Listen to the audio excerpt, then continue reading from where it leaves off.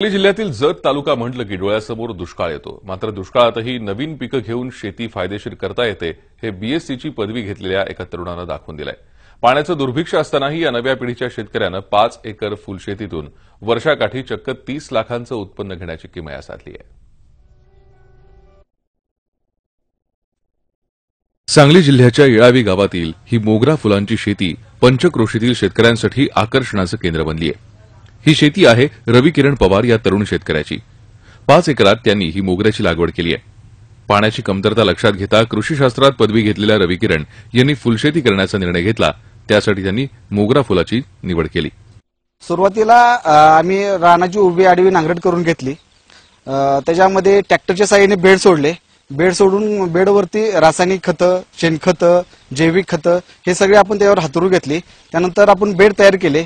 Bed तयार केल्यानंतर drip हातरून घेतली। ड्रीप हातरून घेतल्यानंतर पाणी सोडलं।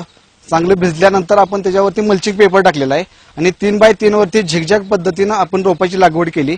दोन्ही लॅटरल मधलं अंतर आपण 6 फूट ठेवलेलं आहे। अशा पद्धतीने लागवड केली। लागवड केल्यापासून आपल्याला 7 ते 8 महिन्यामध्ये उत्पन्न सुरुवात झालं। पहिल्या वर्षी उत्पन्न थोडं कमी निघतं, दुसऱ्या वर्षी थोडं वाढतं, तिसऱ्या वर्षीपासून आपल्याला मेजर पीक मिळत जातं। रवी किरण यांनी 2010 मध्ये मोगऱ्याची लागवड केली। त्यासाठी त्यांनी बेंगलोर बर्ड जातीची निवड केली। एकरी 4,500 या प्रमाणात रोपांची लागवड केली। लागवडीच्या 2 वर्षांनंतर मोगऱ्याच्या उत्पादनात सुरुवात झाली। इतर पिकांच्या तुलनेत मोगऱ्याला कमी पाणी लागतं। दुष्काळ भागामध्ये मोगरा पीक अतिशय चांगल्या प्रकारे येतं। उन्हाचं प्रमाण जेवढं जास्त आहे तेवढं मोगऱ्याला अतिशय चांगलं आहे आणि कमी पाण्यामध्ये येतं। आपण ड्रीप आणि कसं केले, शेततलाव केले। शेततलावाच्या मार्फत आपण ग्रॅव्हिटी फोर्सनं पाणी ड्रीपद्वारे मोगऱ्याला देतो। त्यामुळे ड्रीपनं पाणी दिल्यामुळे पाण्याची पण चांगल्या प्रकारे बचत होती। मल्चिंग पेपर असल्यामुळे सुद्धा इव्हॅपोरेशन, बाकीचे जे इन्सेक्ट पेस्ट आहेत त्याचा पण प्रादुर्भाव कमी राहतो। अशा पद्धतीने दुष्काळ भागामध्ये मला मोगरा परवडलेला आहे। शेततळ्याच्या माध्यमातून रवी किरण यांनी मोगऱ्यासाठी पाण्याची व्यवस्था केली। तसंच सेंद्रिय आणि रासायनिक खतांची वेळोवेळी मात्रा दिली। एकरी 8 ट्रॉली शेणखत, सिंगल सुपर फॉस्फेट 200 किलो, जैविक खतं 200 किलो, निंबोळी पेंट 200 किलो, करंजी पेंट 125 किलो, डीएपी 10-26-26 100 किलो या प्रमाणात खतं दिली। फुलांचं उत्पादन सुरू झाल्यानंतर 15 दिवसात ठिबकच्या माध्यमातून मॅग्नेशियम झिंक खतांची मात्रा दिली। बाजारात फुलं पोहोचेपर्यंत त्यांची गुणवत्ता कायम राहावी म्हणून रवी किरण हे सकाळी 7:30 ते दुपारी 1:30 या कालावधीत मोगऱ्याच्या कळ्यांची तोडणी करतात। त्यानंतर त्या कळ्या शीतगृहात ठेवून त्यांचं पॅकिंग करून विविध ठिकाणी विक्रीसाठी पाठवल्या जातात। मार्च ते ऑक्टोबर अखेर मोगरा फुलांचा हंगाम चालतो। गणित म्हटलं तर मोगऱ्याचं तर की एकरी आपल्याला 6 लाख उत्पन्न मिळतं। म्हणजे कसं की एका एकरामधून आपल्याला 6,000 किलो माल निघतो।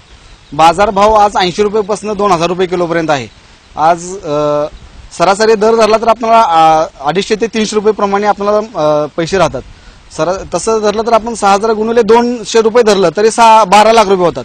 आणि त्याच्यावरती मेजर खर्च हा लेबरचा वरती आहे। तर लेबरवरती खर्च आपण 50% धरला तर नेट प्रॉफिट आपल्याला 6 लाख रुपये मिळतं।